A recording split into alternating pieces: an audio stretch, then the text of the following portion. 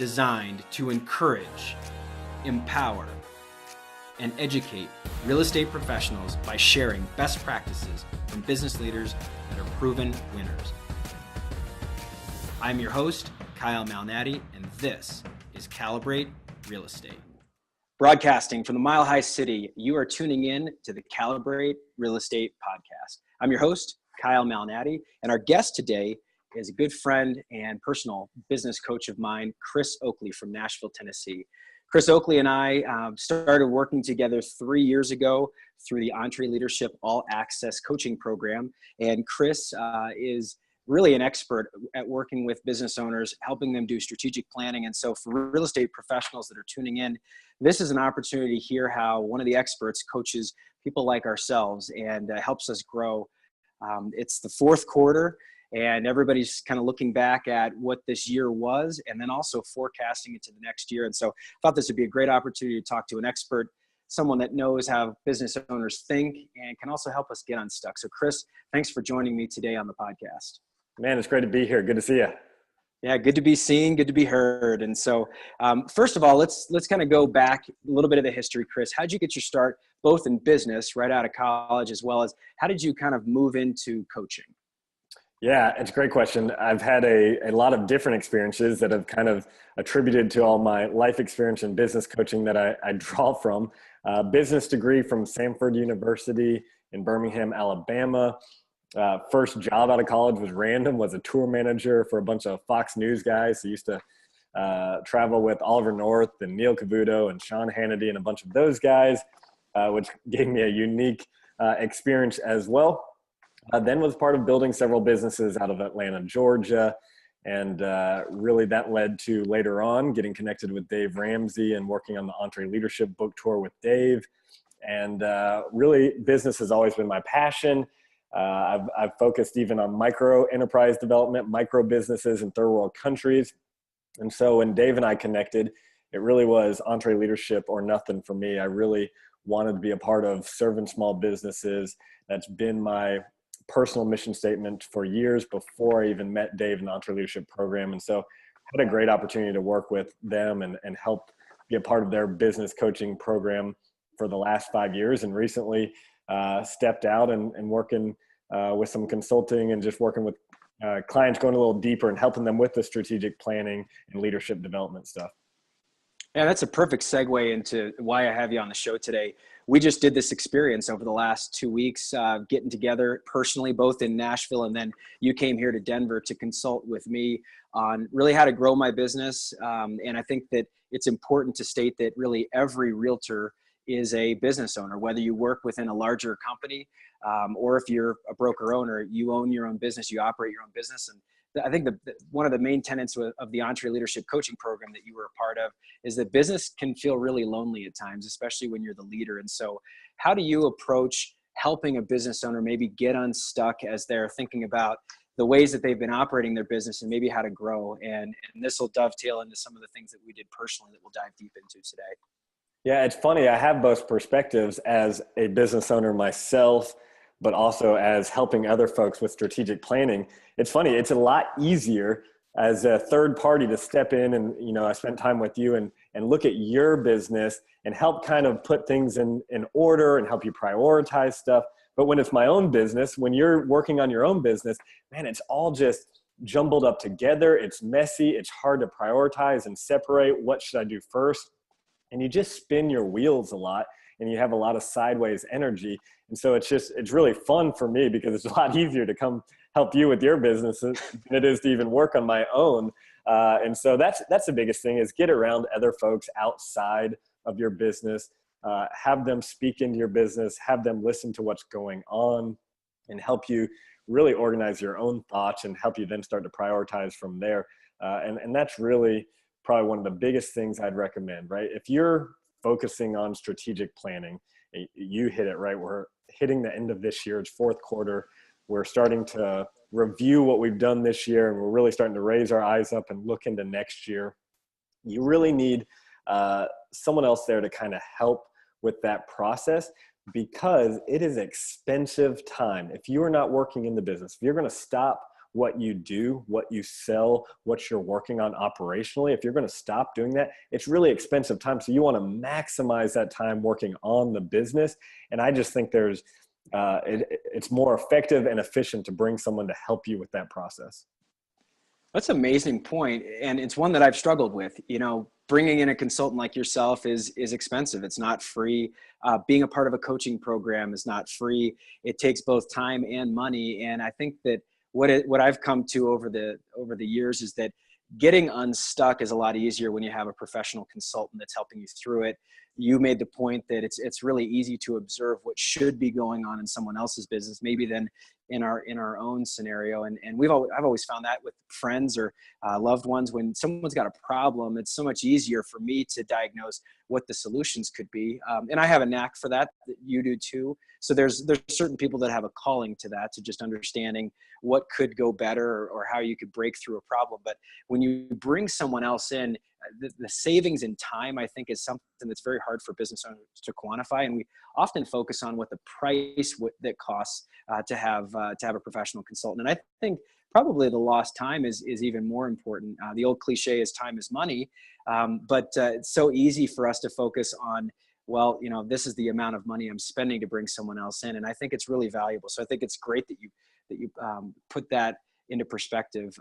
So let's actually go into real life scenario. Chris is in my hometown in Denver, Colorado last week, helping us get through some strategic thoughts. So let's kind of help people understand what the day looked like. You and I get together, you come and see our office, and then we go and do what's called a quarterly offsite. So the idea is, let's get outside of the actual four walls of the business. We don't have to travel far. It doesn't have to be one of these extravagant vacation destinations, but we went to a vendor of mine that they let us use their personal conference room. And talk to me just about the benefit of getting outside of your business to do some strategic planning. Yeah, there's really two pieces I'm looking for to make this a really effective use of your time, right? If we're saying this is an expensive time, from an investment of bringing someone in, but more costly than that, in my opinion, is you not working in the business, right? What you guys are often revenue producers. And so if you are stepping out of that role for an entire day, right, you're not making money, and you're also spending money bringing someone else in. There's two things I'm looking for when I'm coming in to help a company. One is, if there's multiple leaders in the room and there's a team we're working with, you move at the speed of trust. And so I want to uncover any conflict. I want to push into conflict. I'm literally mining for conflict. I'm looking for it. So it's harder for you as a business owner to do this. Me, it's easier, and I can kind of referee. But I want to put some of the issues on the table that are slowing us down and work through some of those things, because it'll actually build trust, which will help us move faster through the strategic planning portion. So that's one objective I always have. And it's actually a secondary objective depending on how much time we have working through the strategic planning part. Now, the strategic planning part, I really want to start with the end in mind. And so really, if you're looking at fourth quarter and you want to focus on next year, right? I want to really spend some time working on some exercises to say, okay, what's the finish line at the end of 2018 that we want to cross, right? What does that look like? What is, as a leadership team, if it's December 31st, 2018, what's going to make us excited about what we've done this year? And so I want to set that, because that's going to be our anchor. And then we're going to start working backwards into what are the things that we need to accomplish to arrive there? What has to be true to get to that success, that finish line?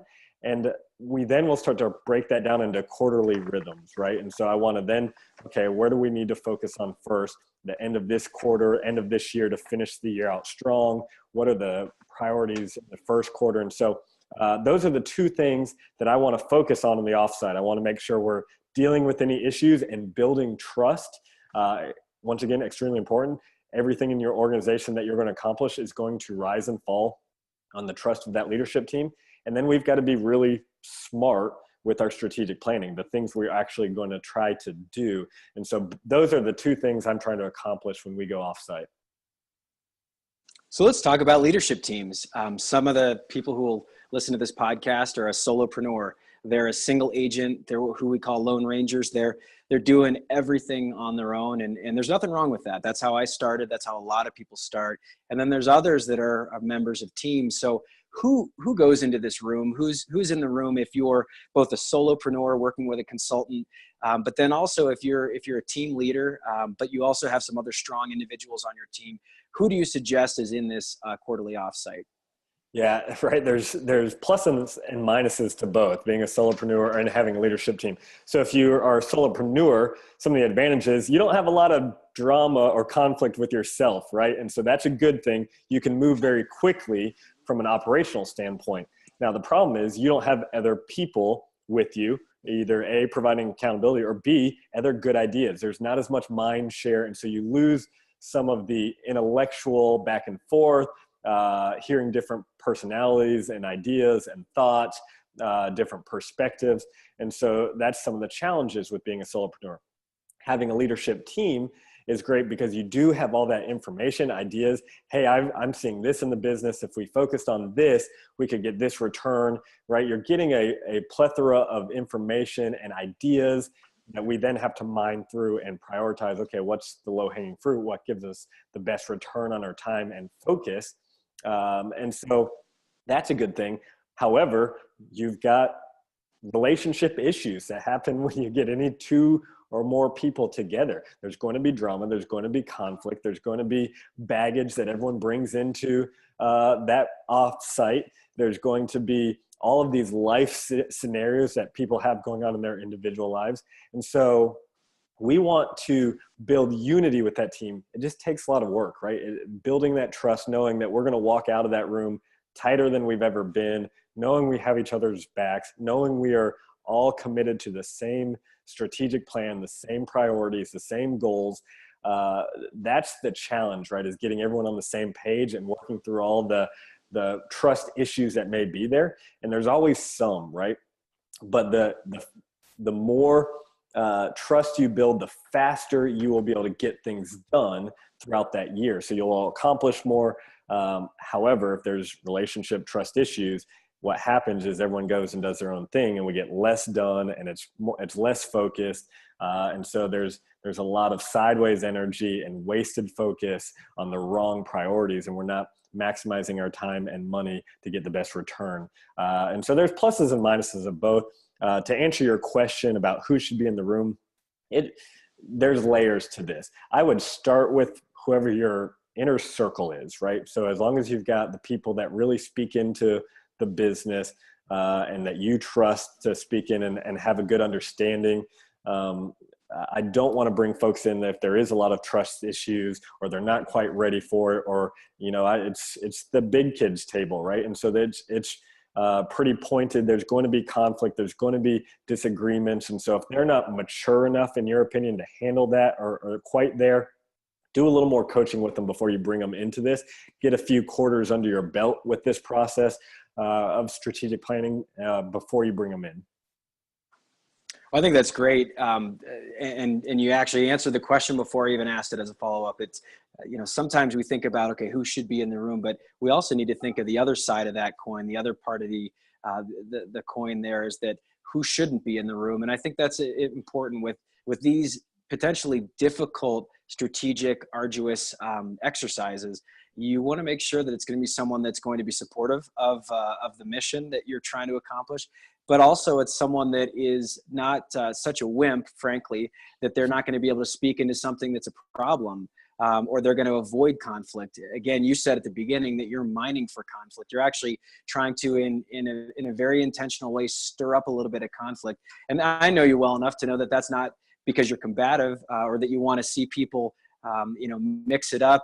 It's to make sure that we're working through and resolving any issues that maybe are unsaid so far, so that we can then move forward into really a good positive situation going on for the next quarter. And I think if you don't mind for that conflict, you end up getting into you get into this process where people aren't really sharing what needs to happen, and it stays too superficial at that point, and you can't really progress when you're staying right on the surface. So this is very intentionally a deep dive, and it should be uncomfortable at times. And I'll admit, last week there were several times where, man, I felt uncomfortable. And I felt uncomfortable not because you were making it an uncomfortable situation, but as the business owner, I think a lot of times we think, gosh, I've got all these great ideas and I'm the man or I'm the woman in this organization. And you feel like there's some success that you have, and then there's maybe a little bit of ego that's born with that success. And so I think it's important to have someone that can kind of poke into it and say, look, there's always progress here, and you haven't made it yet, and you will continue progressing forward, and you really never make it. So I think all those things are real important. So I like that you mind for conflict. And how do you approach that? If you're someone that maybe there's a solopreneur on this podcast that's listening, and they've got a friend that's another solopreneur or lone ranger, maybe they can do that together. Someone can kind of sit in on another person's strategic planning and maybe help speak into that. So if you're the person that's mining for conflict, what are the things you're trying to do to help someone unpack what the issues are in their business? Yeah, you're trying to build trust with them as well. It's easier as a third party to come in. Usually you can get to the last 10% of truth, right? If you're in the business, people always hold back. People are uncomfortable with conflict. Like you said, it should never be a comfortable thing. But when you get it all out there, and if you can keep pushing a little, ask some clarifying questions to get a little more out, get folks to say a little more than what they would normally say about the issue, well, now we've got all the cards on the table and we can kind of resolve those things. And it's never as bad as it feels, right? And so what happens is when we get those cards on the table and it's uncomfortable and I say the things that I said I wasn't going to say, and I usually hold back, but we get it all out there. What happens is we then resolve those things and we also see, oh, that wasn't as bad. Well, what that does is it increases your trust in each other a little more. Okay, we can have disagreements. This is okay. And so we move a little quicker. We have a little more trust because of that. And so having someone else come in, asking clarifying questions, you can read the room, right? If someone's holding back a little bit or they're uncomfortable, push into it a little more. And that doesn't mean, once again, you're attacking, right? This should all be civil. It should not be aggressive at all. There should be boundaries. It shouldn't be pointed at each other. It should be pointed at issues. And so you're trying to get all of that out there. And then I'm trying to find the common ground, right? Okay, where do we both agree? And now here's where we divert. Let's talk through that stuff and hear both sides so everyone says their piece. And then let's come to a conclusion from there. And that's what's really powerful, right? And so you find the common ground, you connect that with the common goal, and then you come to agreement on a plan of responding to that and moving forward. Thinking about when we were there, you were uncomfortable multiple times. You should be. That should be uncomfortable. If it's not, something's wrong with you. If you like conflict, you need to get yourself checked out a little bit, right? Because that's not a good thing. You're not valuing the relationships the way you should. But, Kyle, speak to this. Once we kind of work through some of those uncomfortable things, and they're usually easy to find, and usually I'll do a little digging beforehand and interview the folks that'll be in the room and kind of figure out what's going on in the dynamics. But once you guys work through some of that stuff, how do you feel after the fact? When we finish some of those uncomfortable conversations, Kyle, how did you feel after that? Oh, it's a relief. I mean, it's what I would say is it's like pulling out a splinter. It hurts. Probably got to dig in, you got to dig deep, get below the surface of the skin, but gosh, it feels like such a relief once you're done with it. And there's healing also. And I think that's the thing. And that's an analogy that, that pulling out the splinter in our business, there's this relief that happens. There's this healing that happens after, especially if you've got a leader where the two of you have been working really hard at something. And sometimes you get to fisticuffs and it doesn't get resolved and you just march towards the next objective.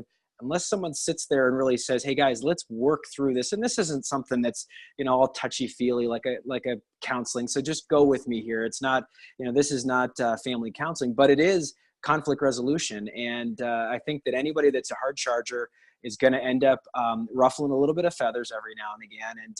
And I can ruffle feathers and then my feathers can get ruffled. So it feels great. It really does. And I think it's a positive exercise in the end. As you started, it might not feel comfortable, but when you resolve it, it's amazing. It really does feel relieving.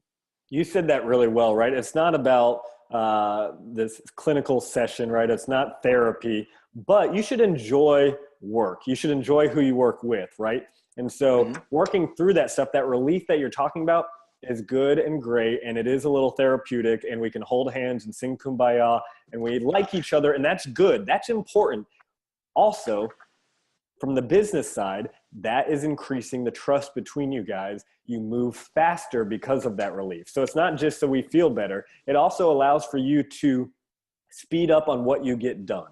And so when you're able to do that and you tie that conflict resolution with effective strategic planning, and we're identifying the right things to focus on, guess what? You get more done on those things that you say are the most important things to work on. So they need to go hand in hand. So let's talk about strategic planning as it relates to the quarter. Once you start this process and you methodically go quarter by quarter with some strategic planning, you're going to create what I know that you call and what EntreLeadership calls your quarterly rocks or your strategic priorities. So how do you approach reviewing what happened over the past quarter, and then also maybe forecasting or budgeting in a way what is going to happen? Yeah, I want to spend a little time looking backwards, more analyzing the rhythm of execution, where we could have improved on the efficiencies of execution, more so than what we chose as our strategic priorities. I'll spend a little time on that, right? I want to look at the numbers. I want to look at some of that stuff, but it's behind us, right? I don't want us to beat ourselves up or pat ourselves on the back too long either way. That stuff's behind us. I like more analyzing of the efficiency of getting things done, the process, the rhythm, the execution model we used, analyze that for improvements. That is always good. But I really want to spend more time looking forward. Okay, great. We either completed these things or we didn't. Now let's say, okay, say we knocked out our top 2 strategic priorities. This third one, we got only 25% of the way through. Well, let's throw it back in the mix for things to focus on this quarter and see if it shakes out to be the most important thing. But you really want, in my opinion, a fresh, clean slate for the next quarter. This is why we do a quarterly rhythm, so you can get laser focused on those strategic priorities and not get distracted by the millions of ideas and the whirlwind of life and business and all the other things that distract. If you can just say, hey, these are my top 3 things, that is it. We are going to live and die on these 3 things. It's only for a quarter. Nothing's going to fall apart. And then you get to reanalyze everything and get a clean slate again and say, okay, now new quarter. We got 2 of those things done. Let's start fresh. What's the most important things now? What gets the greatest return? So you have that kind of closer finish line. It's enough to get some good work done, but it's also a finish line that's soon enough that we can pivot or make any adjustments for the following quarter if need be. But it also acts as boundaries, right? We're not going to look at other strategic priorities once we've decided what these 3 are for the quarter, right? We're going to just kill these things. We're going to move as fast as we can on them. We're going to get as much done as we can on them. And then we will stop, analyze, look back, briefly analyze what we've done, and then really focus on, okay, great. Now let's look at where we're at and look forward. Now what's most important? What are the most important things that we can get laser focused on and do it again for another 3 months?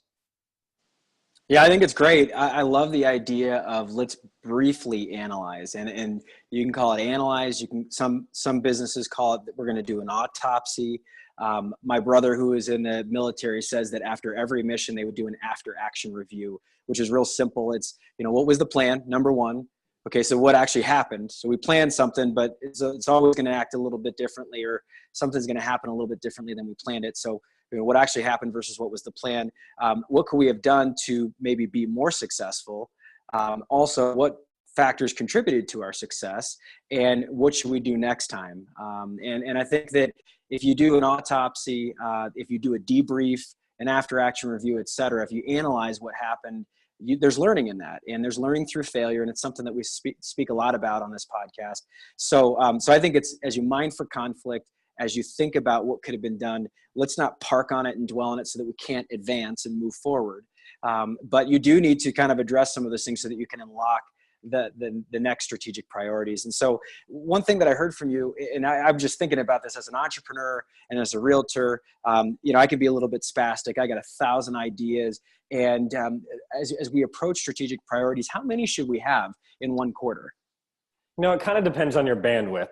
So No more than 3. Like, probability shows that if you have more than 3, the likelihood that you finish any of them drops to 0% within the 4th or 5th priority, right? And so that comes from Jim Collins. You're not going to get more than 3 done well, right? And so you won't get anything across the finish line if you have too many things that you're trying to focus on, right? The whole point of focus is that we limit those things down. If you have 3, I think that's a good number. The key is then really prioritizing those 3. If we only get one thing done this quarter, we're going to say what it is and we're going to define it and we're going to make sure that's the thing that we get done. Those shouldn't compete for resources. If there's a competition for time or resources, number 1 gets it every time. And so that's more important. You may not get to 2 and 3 depending on your bandwidth or your team size or any of that kind of stuff. So great. If you knock out the number 1 most important thing every quarter and you do that for a year, your business is at a whole nother level. And so it's really important to prioritize those properly and really define what winning on those things looks like, and then just get after them. And if there's any competition for time or resources or attention or focus, number 1 gets it. Well, let's get really tactical here and talk about maybe a couple of categories or examples that people will make their strategic priority or their quarterly rocks. And so for me, it was organizational structure. That's what we really hammered into. We had been operating with one organizational structure for years. It wasn't that was a problem, but we had outgrown that organizational structure, and we needed to get several layers into what the organizational structure looked like. And that can be an org chart.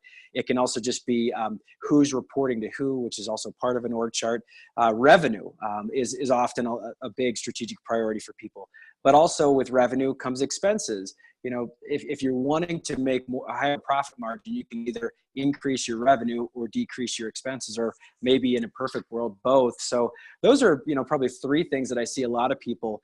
What are some other suggestions that you'd have as people look at strategic priorities? Yeah. So, very often one of the first, when I'm just working with the company for the first time, organizational structure is a big one, right? Because usually why they're bringing me in, usually why they're looking at strategic planning to this level is because they're at a scaling point, right? And so when you're at a scaling point, what happens is you had a team and everyone's wearing a bunch of hats and we're making it happen, but we're about to go off the rails, right? Everyone's going 110% and we're just really good at making things happen.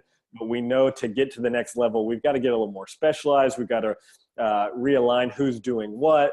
And so a lot of times when you're in these scaling points of your business, that's what we need to focus on, is this organizational structure. Okay, great. Let's lay it out. Who reports to who? What are the functions of the business now? Where are we going to hire next? Where's the support? Do we need revenue producers? Do we need back-end support to them, right? It's a much bigger thing than just coming up with an organizational chart. It's really making sure that, hey, 5 years from now, we want to be at 50 million. What's the organizational structure that gets us there? Because that's going to allow us to start figuring out where to hire, who to hire, when to hire, and help us kind of navigate who leads who, what's going to break first, where do we need to create support.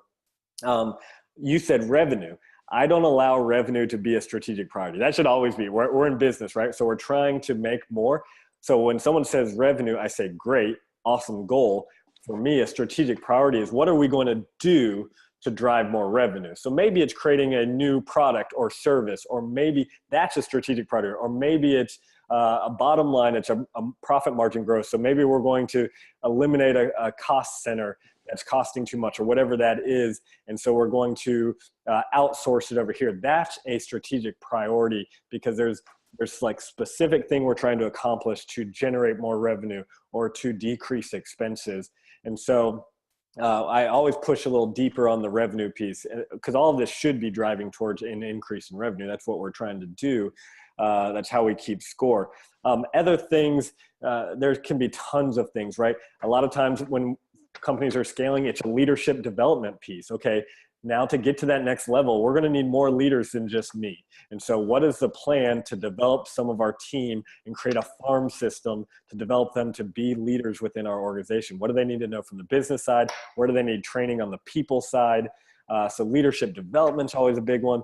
A lot of times it could be a new marketing initiative. Hey, we haven't done anything from digital marketing. This quarter, we are going to just create a priority around digital marketing, and we're going to get laser focused on that to generate new leads to drive revenue, right? So all of these things should be pointing towards revenue, but those are just a few examples.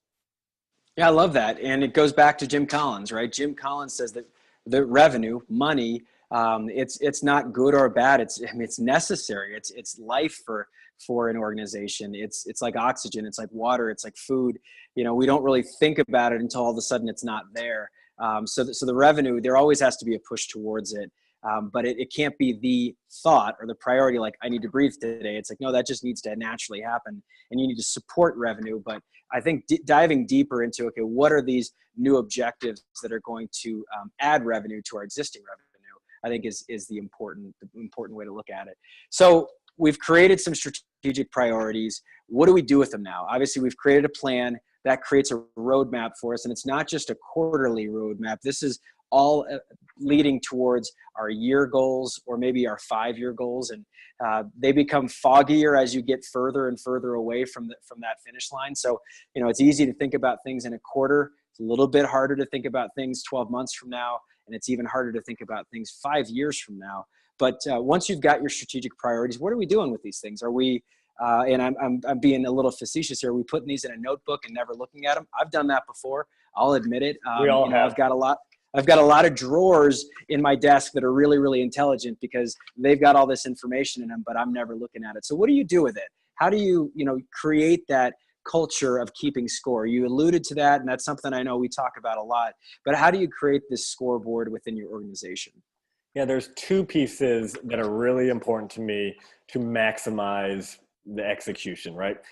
Number one, when we're doing an offsite and we're focusing on our strategic priorities, great. We've identified our top 3. These are what we're going to work on fourth quarter 2017. We've got them in the right order. Well, then I want to define what the finish line is on those, what winning looks like on those, because these things are usually big, hairy objectives. Great. I just said digital marketing is going to be a focus. Well, what does that mean? What do we want to accomplish? Because that could be, a huge thing that takes years and years to do, or that's not what we're looking for. We want to define what a successful quarter in digital marketing would look like. And so I want to create what winning looks like in that. And that could be a checklist of things we want to accomplish. It could be just a list of things. It could, whatever it looks like for you guys, right? And so for me, and I want to get as specific as possible because it's going to drive what you were talking about, the execution, right? It's going to eliminate sideways energy. We're going to be really focused on the actions that are going to lead us to accomplishing this strategic priority and completing it. And so I want to get really specific and say, okay, so we're going to have a CRM in place, and we're going to capture, we're going to create a lead magnet, and we're going to market it on Facebook and Instagram and LinkedIn. And that's going to be, campaigns are going to be launched before the end of the year, and we're going to be capturing those leads in a CRM, and we're going to launch a newsletter to that list in January. So we need to start create a template for our newsletter. We need to have the creative done. We need to have some content stockpiled, getting ready to go, right? I want to define as specifically as possible what winning on this thing looks like, because then the most important part is executing on it, right? When we go back to the office the next day, life happens. All the business stuff that was ongoing happens. The whirlwind hits you, and you lose track of what we just said was important. And the notebook goes into the drawer, and we don't pull it out because we're, putting out fires and talking to this customer, and this one has a problem, and we whatever happens, right? And so for me, it's time to execute. So having a very specific checklist of what we want done is important because that's setting our finish line. And then the next thing is a weekly rhythm to continue to discuss progress on achieving those strategic priorities, completing those. And so everyone who is in that leadership team that's a part of that strategic planning needs to get together every week. This is important to me. Every week we get together, 30 minutes, an hour, I don't care what it is, but we're going to say, okay, we said digital marketing was the most important thing. What are the first steps we need to do? Okay, Kyle, you're going to go do this by next week. I'm going to go do this by next week. Great. We come back the following week and say, Kyle, did you do your part? Yeah, I did. Awesome. What's next? Well, now I've got to go do this. Great. Go do it. Chris, did you do your part? No, actually, this came up. Well, do you need help to get it done? Or are you going to be able to get it done? No, I'll have it done by tomorrow. It's that accountability, right? Okay, what are you going to do after that? Well, once we accomplish this piece, the next layer is that it's just turning into action, action, action, and accountability. And so you have to have that rhythm, and you have to have the leadership holding each other accountable to that, or you're not going to get as much done as you could on what you already said. And you spent money bringing someone in, and we took time out of the office. We said, these are the most important things for us to get to the goal we're trying to accomplish. And you're not going to get the stuff done because life's going to happen if you don't have that weekly rhythm of accountability. Yep, and I think it's a great segue to one of our final questions. And I think the path to success is often born out of failure. Dave Ramsey, one of your mentors, a guy that I've met before, but a guy that you've spent a lot of time with, both working with and just also collaborating with, often says that success is often standing on a mountain of failure. And so as we're working on getting past something and getting business owners unstuck, this podcast is all about education, but it's also about empowerment and encouragement. And so as you're looking into, okay, let's get past a failure, maybe share some ways that you personally kind of deal with, hey, this didn't work out. How do you kind of get through failure? And maybe some actual examples of things that just haven't worked out for you, but you say, you know what, I found a way to get through it. You know, one of the biggest things I think, because once again, being a business owner, it is lonely, and you don't have a lot of folks that you can talk to about successes or failures that understand it really. So one of the things I try to tell myself, and I try to tell other business owners, is celebrate failures. It really is an ingredient to success. You know, we get that, you know, we hear that your success is a mountain of failures, right? We get that intellectually. In our own worlds, we don't operate that way, right? Like we hold ourselves to a standard of perfection. That's not real. And if you feel like you're being perfect, you're not doing enough and you're not on the path to success. Failure is an important ingredient to that. So I try to change my mindset to embrace failure. Now I want to minimize it. Like I'm not looking for it, right? But it's going to happen.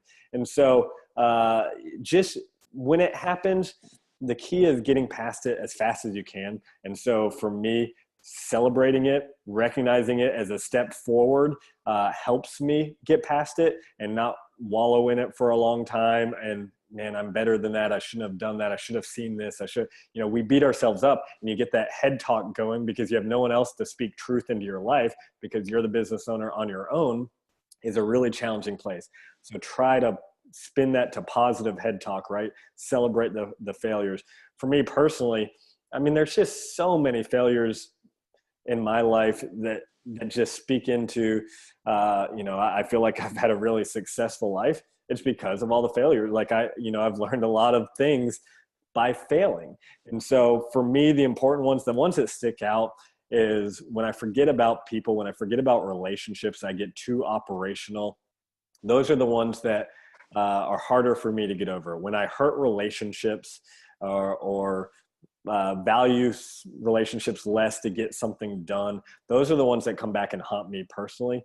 And so that's why I am very particular when I'm doing strategic planning to really look at the relationships in the room, mine for conflict, to try to get people past that and build trust, right? Because it really is all about people. That your team is how you're going to get any real success, right? If you're trying to get beyond where you're at, you're going to need people to help you get there. And so for me personally, it really all comes down to people and relationships. And so the ones that haunt me the most are the ones where I sacrificed relationships or was short or prideful and, injured relationships because of it. Yeah, I think it's key to be open about that. And I appreciate you digging into that because we've all had struggles with people that we've worked with, whether they're our coworkers, but then also you just have loved ones that, on a personal level, you have struggles with. And I've often found that most of the time we weren't that far off from a misalignment, but the lack of discussion about it is usually the issue. So the mining for conflict part of it, I think, is great. As it relates to this podcast, the encouragement component is that you're naturally, if you're stretching, if you're trying to achieve something, you're going to fall short. and that's okay. And I think that the best thing that I heard as I'm just kind of distilling everything that you've said is that create this environment where it's appropriate and okay to speak verbally with the people that are your mentors, but also the people that are in your leadership group about things that didn't work out. Hiding failure is often one of the worst things to do. And so I had an amazing mentor that I started off with. Is my wife's cousin. This guy is a real estate giant, and I worked with him for a number of years. And he used to just openly say, "Hey, we had a learning experience today," and he would slow things down for me, just like I do with my kids. He would say, "Hey, look, here's how I saw it happen. Here's some things that you could probably do along the way to maybe get a little bit better, but don't worry about it. Also, get over it." And in the words of Ari Gold from Entourage, he would also say, "Let's hug it out. It's no big deal. We're going to get it figured out. Let's move onward and upward." And so I think as we're approaching failure, let's think about it that way. Look at it objectively, almost like a scientist, right? Calibrate is, hey, this is what our desired result is. We kind of got a little off the mark, but what can we do to tweak things so that we can get a little bit closer to our desired result, right? So finally, I always love to ask my guests, this idea of Dear Younger Me, which is a famous song by a band called Mercy Me.